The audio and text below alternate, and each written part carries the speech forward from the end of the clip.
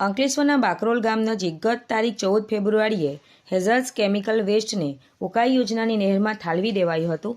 Chemical એટલું તીવ્ર હતું કે પાણીમાં જળચર પ્રાણીઓના મોત નીપજ્યા હતા, જ્યારે નહેરના પાણીનો રંગ બદલાયો હતો, જેના કારણે ઉકાઈ નહેર દ્વારા 50 ક્યુસેક પાણી એક્સેપ્ટ ગેટની બહાર કાઢવાની ફરજ પડી હતી. ત્યારે ગંભીર બનાવ અંગે ઉકાઈ જમણા કાંઠા નહેર વિભાગના નાયબ કાર્યપાલક ઇજનેર શિલ્પા ભાલાણીએ પાનોલી પોલીસ મથકે અજાણ્યા ઈસમો સામે પોલીસ ફરિયાદ નોંધાવી હતી, જે અંગે પાનોલી પોલીસ અને ભરૂચ એલસીબી પોલીસે અલગ અલગ ટીમ બનાવી તપાસ શરૂ કરી હતી. એલસીબી પોલીસે સૌપ્રથમ અંકલેશ્વરથી સુરત વચ્ચે માર્ગ પર રહેલા 100થી વધુ સીસીટીવી ફૂટેજ ચકાસ્યા હતા, જેમાં એક શંકાસ્પદ આઈસર ટેમ્પો નજરે પડ્યો હતો. જોકે ટેમ્પો મળ્યો પણ નંબર ન જણાતા પોલીસ માટે પડકાર ઊભો થયો હતો. પોલીસને નંબર ન મળતા ડેડ એન્ડ માનવાના બદલે આઈસર ટેમ્પો શોધવા 80થી વધુ વાહનોની ચકાસણી કરી હતી.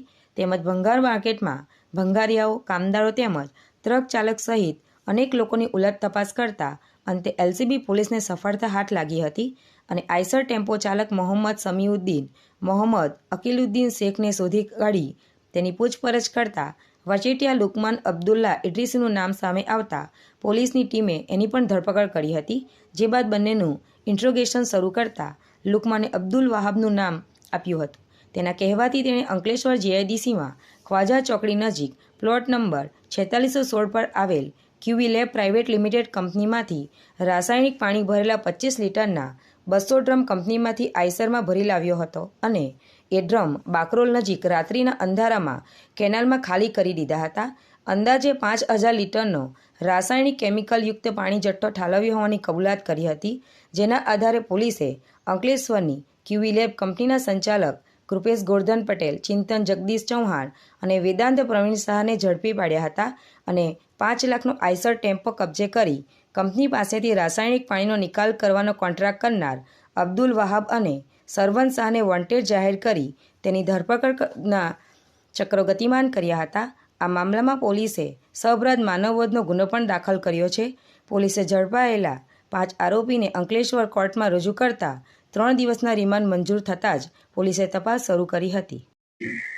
ગઈ 14 ફેબ્રુઆરી 2025ના રોજ મીડિયામાં એક અહેવાલ પ્રસિદ્ધ થયેલ, જેમાં એવું જણાવવામાં આવેલ છે કે અજાણ્યા ઈસમો દ્વારા પાનોલી પોલીસ સ્ટેશનના બાકરોલની સીમમાં કેનાલ આવેલી છે, જે કેનાલની અંદર કેટલાક અજાણ્યા ઈસમો દ્વારા ગેરકાયદેસર કેમિકલ વેસ્ટ એટલે કે એકવીએસ વેસ્ટનો નિકાલ કરવામાં આવેલ, જે એકવીએસ વેસ્ટ અતિ ગંભીર માનવ જીવન તેમજ પર્યાવરણ માટે હતું અને જેના કારણે કેનાલમાં રહેલ માછલીઓ મરણ ગયેલ.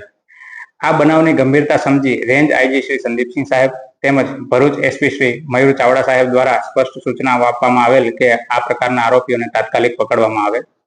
જેના આધારે એલસીબી પીઆઈ એમપી વાળા દ્વારા ગુના સ્થળની તરત જ વિઝિટ કરવામાં આવી અને તેના દ્વારા જુદી જુદી 4 ટીમો બનાવવામાં આવેલ. આ 4 ટીમો દ્વારા ખૂબ જ વ્યવસ્થિત કામગીરી કરવામાં આવેલ છે, જેમાં 100થી વધારે સીસીટીવી ફૂટેજ ચેક કરેલ છે, 80થી વધારે શંકાસ્પદ વાહનો ચેક કરવામાં આવેલ છે. આ ઉપરાંત ભૂતકાળની અંદર આ પ્રકારના ગુનામાં સંડોવાયેલા જુદા જુદા આરોપીઓની પૂછપરછ કરવામાં આવેલ છે, તેમજ ટેકનિકલ સર્વેલન્સ તેમજ હ્યુમન ઇન્ટેલિજન્સની મદદથી અલગ અલગ દ્રષ્ટિકોણથી ઝીણવટભરી તપાસ કરી અને અંતે આરોપીઓને પકડવામાં સફળતા પ્રાપ્ત થયેલ છે. જેની અંદર મુખ્ય 5 આરોપીઓ આપણને પકડવામાં આવેલ છે, જે 5 આરોપીઓમાં કૃપેશ પટેલ, ચિંતન કુમાર ચૌહાણ તેમજ વેદાંત શાહ કે જેઓ ક્યુવી લેબ્સ પ્રાથમિક લિમિટેડ કે જે અંકલેશ્વર જીઆઈડીસી ની અંદર આવેલ છે તેમાં નોકરી કરે છે. તેમના દ્વારા અબ્દુલ વહાબ કરીને એક વ્યક્તિ છે, જેમને મદદ લેવામાં આવે છે આ એકવીએસ વેસ્ટના નિકાલ કરવા માટે. જે અબ્દુલ વહાબ કોઈ એક મોહમ્મદ સમીઉદ્દીન નામની વ્યક્તિને મળે છે અને એની મદદ લઈ આઈસર ટેમ્પો કે જેનો નંબર છે DJ16 EV8666 જે લઈને પોતે આવે છે. તેની અંદર કુલ અંદાજિત 25 ડ્રમ એટલે કે 5000 લીટર જેટલું એકવીએસ વેસ્ટ કે જે ખૂબ જ હાનિકારક છે તે લઈ અને બાકરોલની સીમમાં આવેલ કેનાલની અંદર ઠાલવી દેવામાં આવે છે. જે પાણી માણસો પણ ઉપયોગમાં કરતા હોય છે, જેના કારણે તે ખૂબ જ અતિ ગંભીર છે. આ દ્વારા જે ખાલી ડ્રમ છે તેને લુકમાન અબ્દુલ્લા ઇદ્રીસ નામના વ્યક્તિ દ્વારા તેના ગોડાઉન પર સંતાડી દેવામાં આવે છે. આ વાતની તે કબૂલાત કરતા પોલીસ દ્વારા તેની અટકાયત કરવામાં આવેલ છે અને ઉપરાંત કોર્ટમાં રજૂ કરતા તેમની પાસે તેમના 3 દિવસના રિમાન્ડ પણ મેળવવામાં આવેલ છે અને આ રિમાન્ડ દરમિયાન તેમની ખૂબ જ સઘન પૂછપરછ કરવામાં આવશે.